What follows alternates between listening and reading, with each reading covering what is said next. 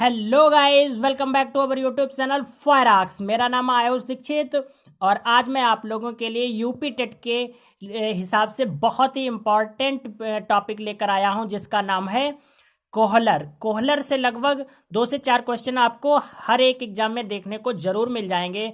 तो insight theory of Kohler आपने बहुत बार सुना होगा। Insight theory of Kohler, insight का मीन्स होता है सूझ, अर्थात सूझ अथवा अंतर्दृष्टि का जो सिद्धांत है वो कोहलर ने दिया था।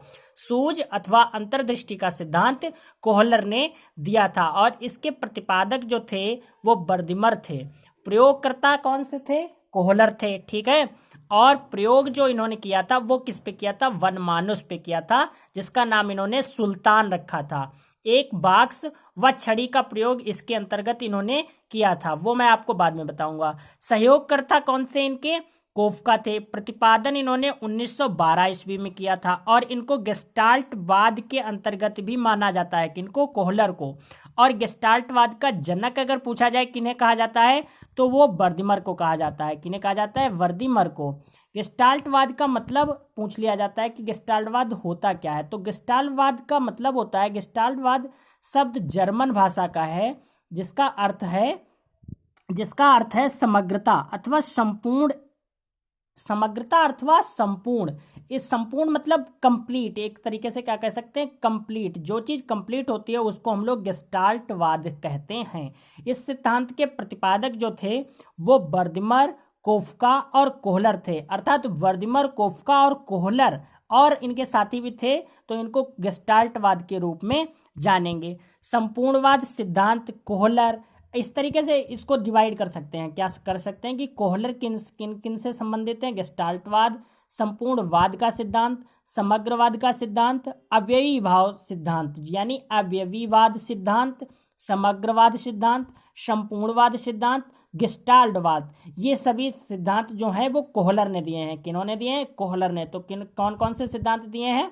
एक तो संपूर्णवाद सिद्धांत, समग्रवाद सिद्धांत, अवयवीवाद सिद्धांत। ओके, गेस्टाल्टवाद के बारे में आप लोग समझ लेंगे कौन कौन से थे? वर्दिमर, कोहलर और कोफका।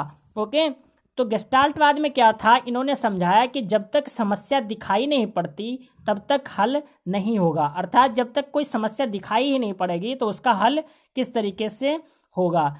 कोहलर ने कुल 6 चिंपैंजी पर प्रयोग किए, कुल 6 प्रकार के एक्सपेरिमेंट इन्होंने चिंपैंजी पर किए, जिसका नाम इन्होंने सुल्तान रखा था।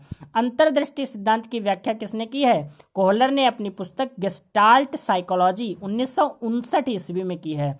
तो आप लोग ये नोट कर लेंगे, किसमें इन्होंने, कोहलर ने अपनी सूझ की पुस्तक की अंतर्दृष्टि एवं सिद्धांत की व्याख्या की है? गेस्टाल्ट साइकोलॉजी, जो कि 1959 में की है।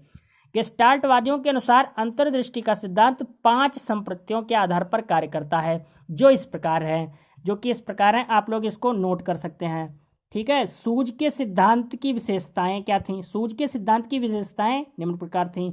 सीखने की प्रकृति संज्ञानात्मक होती है। कैसी होती है? संज्ञानात्मक होती है। अधिगम या सीखना अचानक होता है। अधिगम क्या है? जब समस्या दिखाई देती है। अधिगम या सीखना एक तरीके से ऐसी प्रक्रिया इसीलिए इन्होंने कही है क्योंकि ये सूझ अचानक से होती है।